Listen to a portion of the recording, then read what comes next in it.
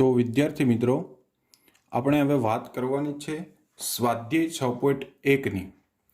ખૂબ સહેલો પ્રશ્ન છે. સ્વાધ્યાય 6.1 એકદમ સરળ કે આપણને આવડી જાય એવું સ્વાધ્યાય છે.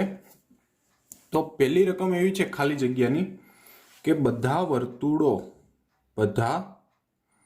વર્તુળો ખાલી જગ્યા છે. બધા વર્તુળો કેવા છે? તો બધા વર્તુળો પહેલા સમજીએ આપણે. એકરૂપ અને સમરૂપ એવો કાઉન્સ આપેલો છે. એકરૂપ એટલે same to same, copy to copy જોડવા કહીએ, અને સમરૂપ એટલે આકાર સરખા પરંતુ તેના માપ જુદા જુદા હોય એને સમરૂપ કહેવાય. કોઈ 2 સેમીનો વર્તુળ, કોઈ 5 સેમીનું વર્તુળ. તો બધા વર્તુળોમાં તો બધા અલગ અલગ ત્રિજ્યાવાળા વર્તુળો આવે, તો બધા વર્તુળોને આપણે સમરૂપ વર્તુળો કહી શકીએ. કેવા વર્તુળો કહી શકીએ? સમરૂપ. તો બધા જ વર્તુળો કેવા થશે? સમરૂપ વર્તુળો થશે. એવી જ રીતે બીજો સવાલ છે, બધા ચોરસો કે બધા ચોરસો છે એ કેવા છે? બધા ચોરસો ખાલી જગ્યા છે. તો બધા ચોરસો એ પણ કોઈ 4 સેમી વાળો ચોરસ હોય, કોઈ 5 સેમીની બાજુનો ચોરસ હોય. તો અલગ અલગ બાજુના ચોરસો હોય તો એ પણ કેવા થશે? તો એ પણ થશે સમરૂપ. કે બધા ચોરસો પણ આપણા માટે કેવા થશે? સમરૂપ થશે. ત્યારબાદ આગળ વાત કરીએ કે બધા ખાલી જગ્યા ત્રિકોણો સમરૂપ છે. બધા ખાલી જગ્યા ત્રિકોણો સમરૂપ છે એવી રકમ આપેલી છે. બધા ખાલી જગ્યા ત્રિકોણો સમરૂપ છે. તો વિદ્યાર્થી મિત્રો, સૌપ્રથમ આમાં 2 કાઉન્સ છે, સમદ્રી બાજુ અને સમબાજુ. જોજો, સમજો, સમદ્રી બાજુ છે અને બીજું છે આપણી પાસે સમબાજુ. હવે બધા ખાલી જગ્યા ત્રિકોણો સમરૂપ છે. કેવા ત્રિકોણો સમરૂપ છે? તો આપણને ખબર નથી, તો જ વિચારીએ કે સમદ્રી બાજુ હોય તો સમદ્રી બાજુમાં 2 બાજુ સરખે, ત્રીજી અલગ હોય. પરંતુ સમબાજુમાં કેવું? 3 બાજુ સરખે હોય. કોઈ 3 સેમી બાજુવાળો સમબાજુ, કોઈ 5 સેમી બાજુવાળો સમબાજુ. તો સમબાજુ દરેક ત્રિકોણો છે એને સમરૂપ ત્રિકોણો કહી શકાય. કે કોઈ 2 સેમી અને 5 સેમી વાળો સમબાજુ ત્રિકોણ છે તો એને સમરૂપ કહેશું. પણ કોઈ 2 સમાન બાજુવાળો છે પણ પાયો બંનેનો અલગ અલગ હોય તો એ સમદ્રી બાજુ ત્રિકોણ ન કહેવાય, કારણ કે બાજુઓનો ગુણોત્તર એની સાથે મેચ થશે નહીં. એટલે આમાં આવશે સમબાજુ ત્રિકોણો કેવા છે? સમરૂપ છે. ઓકે. અને આપણી પાસે એક ચોથી ખાલી જગ્યા છે કે ચોથી ખાલી જગ્યા એવી છે કે જો બહુકોણના ખૂણાઓ ખાલી જગ્યા હોય, બહુકોણના ખૂણાઓ ખાલી જગ્યા હોય તો તેમની સમાન બાજુ, અનુરૂપ બાજુઓ ખાલી જગ્યા હોય તો સમાન સંખ્યાની બાજુવાળો બહુકોણ સમરૂપ થાય. કે બહુકોણના ખૂણાઓ કેવા હોય તો તેની અનુરૂપ બાજુઓ એક ખાલી જગ્યા સંખ્યાની બાજુવાળા બહુકોણ સમરૂપ થાય. તો આપણે એમ કહી શકીએ, જો બહુકોણના ખૂણાઓ સરખા હોય, કેવા હોય? સરખા માપના ખૂણા હોય. ઓકે. તો આપણે એવું કહી શકીએ કે તેની અનુરૂપ બાજુ સમપ્રમાણમાં એટલે કે એનો ગુણોત્તર. એટલે કે આપણે અહીંયા એવું કહી શકીએ કે જો બહુકોણના ખૂણાઓ સમાન હોય ને તો એની બાજુના સમપ્રમાણમાં એનો ગુણોત્તર સરખો થાય. ઓકે. કે સમરૂપતા માટે ખૂણાઓ તો સરખા હોવા જરૂરી છે. ધારો કે હું કોઈને એમ કહું કે ભાઈ 60 અંશનો ખૂણો રચો, તો કોઈ નાનો એવો ખૂણો રચશે, કોઈ મોટો ખૂણો રચશે, પણ ખૂણો કેવા છે? 60 અંશનો. આ તો એના માપના આધારે એક મોટું માપવાળો આપણે રચ્યો છે, એક નાના માપવાળો રચ્યો છે, પરંતુ છે કેવો? તો કે 60 અંશનો જ ખૂણો છે. તો વિદ્યાર્થી મિત્રો, ખાસ યાદ રાખજો કે સમરૂપમાં ખૂણાઓના આધારે ખૂણાઓનો ગુણોત્તર છે એ ખૂણાના માપ સમાન હોય અને બાજુ છે એનો એક સમપ્રમાણમાં હોય છે. બાજુનો ગુણોત્તર સમપ્રમાણમાં હોય છે. ઓકે. ત્યારબાદ પ્રશ્ન 2ની સૂચના આપણને એવી આપેલી છે કે નીચેની જોડીઓના ઉદાહરણો લખો. 2 ઉદાહરણો. કે આપણને એવું કીધું છે સમરૂપ આકૃતિઓના ઉદાહરણો. સમરૂપ આકૃતિઓના ઉદાહરણો કીધા છે. સમરૂપ આકૃતિ. ઓકે. તો સમરૂપ આકૃતિનું ઉદાહરણ આપવું હોય તો આપણે શું આપી શકીએ? સમરૂપ, રૂપ સરખું. એટલે કે આપણે 2 ચોરસ આપી દઈએ. હવે ચોરસની બાજુ નથી કીધી એટલે આપણે 2 ચોરસો છે, 2 ચોરસ એ સમરૂપ થાય. અથવા બે વર્તુળો લઈ લઈએ, ત્રિજ્યા આપણે જણાવતા નથી તો બે વર્તુળો પણ સમરૂપ થશે. ઓકે, પછી બે સમબાજુ ત્રિકોણો લઈ લઈએ અલગ અલગ બાજુવાળા તો બે સમબાજુ ત્રિકોણો થશે. ઓકે, એટલે મનગમતું આપણે નામ આપી શકીએ પણ એ આવશે શેમાં? સમરૂપમાં. અને એકરૂપ આકૃતિઓને સમરૂપ કહેવાશે પણ સમરૂપને એકરૂપ નહીં કહેવાય, એ યાદ રાખજો. ઓકે, તો આપણને એમ કીધું છે કે સમરૂપ ન હોય એવી આકૃતિ, કે સમરૂપ ન હોય તો સમરૂપ ન હોય એમાં આપણે શું લખીશું કે સમરૂપ નથી. તો એક આપણે ત્રિકોણ અલગ અલગ લઈ લઈએ કે એક સમદ્રી બાજુ ત્રિકોણ અને એક સમબાજુ ત્રિકોણ. ઓકે, તો આનો જો આપણે બાજુઓનો ગુણોત્તર લેશું તો બે બાજુનો ગુણોત્તર સરખો આવશે, કારણ કે આમાં પણ બે બાજુ સરખી, તો આમાં તો ત્રણે ત્રણ સરખી છે. ત્રીજી બાજુનો જે ગુણોત્તર છે એ મિસમેચ થશે. એટલા માટે આપણે એવું કહી શકીએ કે આ આકૃતિઓ સમરૂપ નથી. ઓકે વિદ્યાર્થી મિત્રો, ત્યારબાદ પ્રશ્ન 3માં આપણને એક આકૃતિ આપેલી છે. ઓકે, હજી એક આમાં ઉદાહરણ આપણે લખવાનું છે, ચાલો લખી નાખીએ. તો એક લંબચોરસ અને ચોરસ લઈ લઈએ. તો લંબચોરસ અને ચોરસમાં બાજુઓનો ગુણોત્તર સરખો નહીં રહે, કે સામસામેની બાજુનો ગુણોત્તર સરખો રહે પરંતુ બાકીની બાજુનો ગુણોત્તર સરખો થશે નહીં, એટલે કે લંબચોરસ અને ચોરસ. ત્યારબાદ એક આકૃતિ આપેલી છે, જસ્ટ હું ડ્રો કરું છું આકૃતિ, કે આ ટાઈપની એક આકૃતિ છે અને એક આકૃતિ છે આ ટાઈપની. ઓકે, ચાલો હવે અહીંયા છે PQRS અને અહીંયા છે DCBA ABCD. ઓકે, આવા બે ત્રિકોણો આપેલા છે અને આ દરેક બાજુ આપેલી છે 1.5 સેન્ટીમીટરની. ઓકે, 1.5 સેન્ટીમીટર અને આની બાજુ છે દરેકની 3 સેમી. તો હવે જોશો ને તો દરેકની બાજુઓનો ગુણોત્તર સરખો હશે કે 1.5:3, 1.5:3, 1.5:3, તો બધાનો ગુણોત્તર સરખો છે. પણ એના ખૂણાઓ, અહીંયા દરેક કાટખૂણા છે અને આ સમબાજુ ત્રિકોણ છે, તો આના ખૂણાનો ગુણોત્તર સરખો નહીં મળે. અને જો ખૂણાનો ગુણોત્તર સરખો નહીં મળે એટલે ચોથી ખાલી જગ્યા પ્રમાણે જોઈએ તો આ છે એ આકૃતિ સમરૂપ થશે નહીં. એ લખવું હોય તો લખશું ખૂણાનો ગુણોત્તર સમાન નહીં મળે અથવા સમાન ન થાય, તેથી સમરૂપ આકૃતિઓ નથી. કેવી આકૃતિ નથી? સમરૂપ. કેમ સમાન નહીં થાય? સર બાજુઓનો તો સરખો થયો પણ આ ખૂણો સહેજ મોટો છે, આ ખૂણો લઘુકોણ થશે તો બંનેનો ગુણોત્તર ફેર પડશે. જો આની સાથે આ સરખાવી આની સાથે તો અલગ અલગ પડશે, તો આ ગુણોત્તર સરખો નહીં થાય, એટલા માટે આ આકૃતિઓ સમરૂપ થશે નહીં. ઓકે વિદ્યાર્થી મિત્રો, ત્યારબાદ વિદ્યાર્થી મિત્રો આપણે વાત કરવાની છે સ્વાધ્યાય 6.2. સ્વાધ્યાય 6.2 ભણતા પહેલા આપણે થેલ્સનો પ્રમેય એટલે પ્રમેયનું વિધાન જોઈએ કે થેલ્સનું વિધાન શું હતું. તો જોઈ લઈએ થેલ્સનું વિધાન કે કોઈ પણ ત્રિકોણની એક બાજુને સમાંતર રેખા બાકીની બે બાજુને ભિન્ન બિંદુમાં છેદે તો તે ત્રિકોણનું, તે રેખાખંડો વડે કપાતા ત્રિકોણનું સમાન ગુણોત્તરમાં વિભાજન થાય છે. આવું કંઈક વિધાન છે. તો આપણે અહીંયા MN છે એ BC ને સમાંતર છે, તો આપણે એમ લખી શકીએ AM/MB = AN/NC.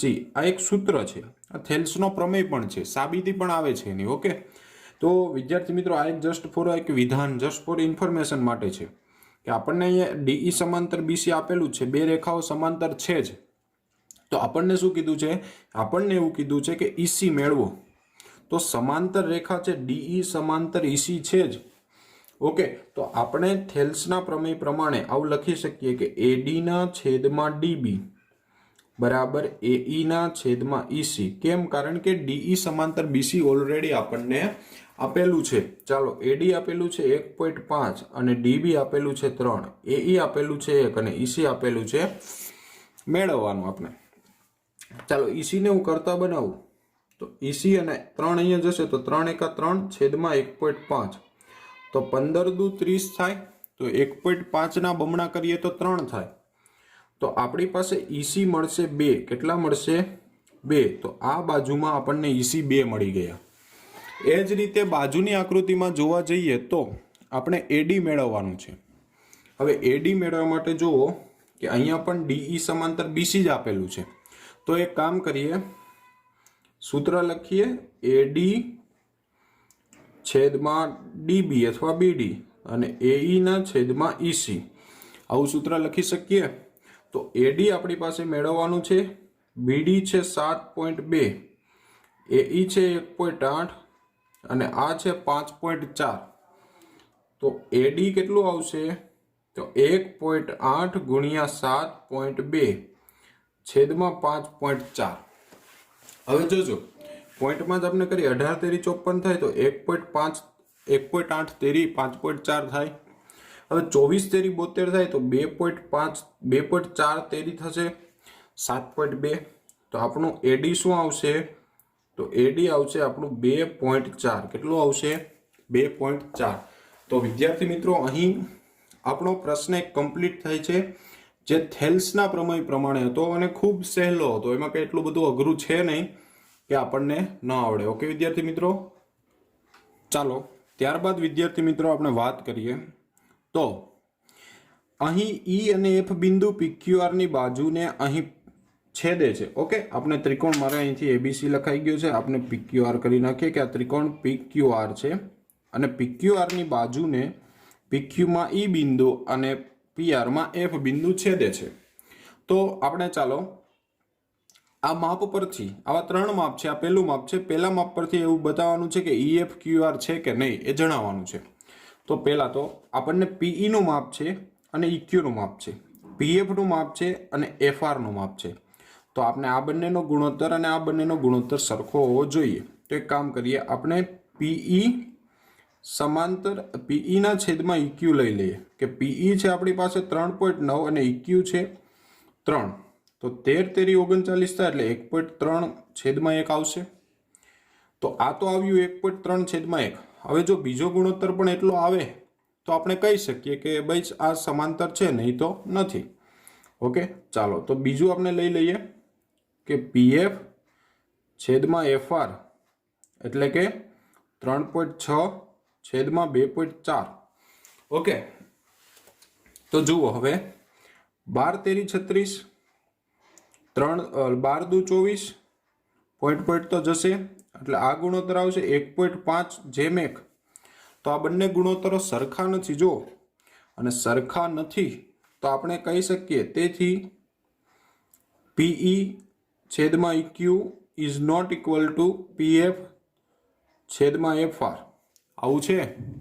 તેથી આપણે એમ કહી શકીએ કે EF સમાંતર QR નથી। ઓકે વિદ્યાર્થી મિત્રો, તો આપણી પાસે આપેલો હતો એ માપ પરથી પહેલી તો રકમ સાબિત થાય છે કે આ સમાંતર નથી।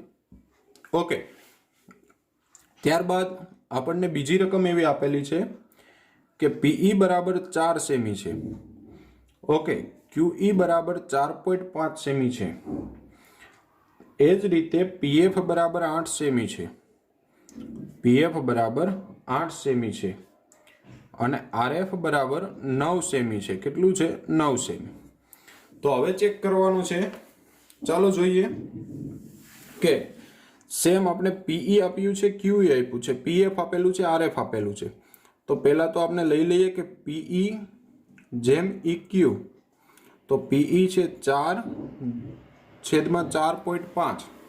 ચાલો 45 ના છેદમાં 10 લખાશે આને, તો છેદના છેદને હું અંશમાં જવા દઉં। ઓકે, હવે 5 9 45 થાય તો 5 દુ 10 એટલે 4 દુ 8 ના છેદમાં 9 આનો ગુણોત્તર આવે છે। હવે બીજો ગુણોત્તર લઈ લે PF ના છેદમાં FR, તો PF છેદમાં FR, તો PF છે 8 છેદમાં 9। તો વિચારો વિદ્યાર્થી મિત્રો, આ 8 ના છેદમાં 9 અને આ પણ છે 8 ના છેદમાં 9। તો આપણે કહી શકીએ તેથી PE ના છેદમાં EQ is equal to PF ના છેદમાં FR છે અને તેથી શું કહી શકીએ કે EF સમાંતર QR છે। આમાં રેખાઓ સમાંતર છે, આ બંને રેખા આ માપ માટે સમાંતર છે।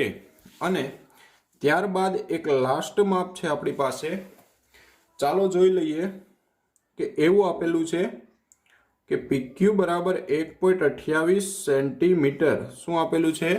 પીક્યુનું માપ 1.28 સેન્ટીમીટર આપેલું છે અને સાથે સાથે આપણને આપેલું છે પીઆરનું માપ. ચલો પીઆરનું માપ આપેલું છે 2.56 સેન્ટીમીટર. ઓકે, પીક્યુ અને પીઆરનું માપ આપેલું છે. હવે એની સાથે જ પીઈનું માપ આપેલું છે 0.18 સેન્ટીમીટર અને પીએફનું માપ આપેલું છે 0.36 સેન્ટીમીટર. ઓકે, તો પીક્યુ આખું આપેલું છે. તો આ પ્રમેય છે જ આપણી પાસે પીક્યુ અને પીઈ, એટલે પીઈના છેદમાં પીક્યુ. આ પ્રમેય આપણે થેલ્સનો શું કહેવાય, એનો ભાગ જ કહેવાય. ઓકે, ચાલો ચેક કરીએ કે હું આવું લખી શકું પીઈના છેદમાં પીક્યુ, તો સામે આવશે પીએફના છેદમાં પીઆર આવશે. ઓકે, ચાલો તો પહેલા તો આપણે બંને સમાન આવે છે કે કેમ ચેક કરી જોઈએ. ચાલો તો પીઈ કેટલું છે, પીઈ આપણી પાસે છે 0.18 અને પીક્યુ કેટલું છે 1.28. ઓકે, બંનેના પોઈન્ટ તો જશે. ઓકે, પરંતુ અહીં આપણે જો ભાગ પાડવા જશું તો પોઈન્ટ બંને ત્યાં ગયા એટલે 9 દુ 18 એટલે 0.02 ગુણ્યા 9 હું લખી શકું અને 64 દુ એટલે 0.02 ગુણ્યા 64 તો 0.02 જશે એટલે થશે 9/64 થાય. ઓકે, હવે બીજો ગુણોત્તર આપણે મેળવીએ કે પીએફના છેદમાં પીઆર. તો પીએફ છે આપણી પાસે 0.36 અને પીઆર છે આપણી પાસે 2.56. ઓકે, આના પણ બે પોઈન્ટ ઘડીક ભૂલી જઈએ તો અહીં 9 ચોક 36 એટલે અને અહીં 4 વડે જ ભાગ ચાલે છે તો આપણે એમ લખી શકીએ કે 0.04 ગુણ્યા 9 અને 0.04. ઓકે, તો ચોકે 16 એક વધશે, ચોકે 16 4 છંગ 24 થાય અને ચોકે 16 થશે તો 64 ચોક 256 થાય તો 0.04 ગુણ્યા 64 તો અહીં થશે 9/64. તો આ બંને માપ એકંદરે જુઓ કેવા મળ્યા છે, સરખા. તો આપણે લખી શકીએ તેથી પીઈના છેદમાં પીક્યુ ઇઝ ઇક્વલ ટુ પીએફના છેદમાં પીઆર. ઓકે વિદ્યાર્થી મિત્રો, આ બે માપ સરખા છે. તેથી આવું કહી શકીએ કે આ જે રેખાઓ છે ઈએફ સમાંતર ક્યુઆર છે. શું લખી શકીએ? ઈએફ સમાંતર ક્યુઆર છે. તો વિદ્યાર્થી મિત્રો ખૂબ સહેલા દાખલા છે, એવું બધું કંઈ અઘરું છે નહીં કે આપણને ન આવડે. ઓકે, તો ખાસ દાખલાની પ્રેક્ટિસ કરજો. પરીક્ષામાં 1 માર્ક્સમાં આ એક્ઝામ્પલ્સ પૂછાઈ શકે એની શક્યતાઓ છે. ઓકે, આભાર.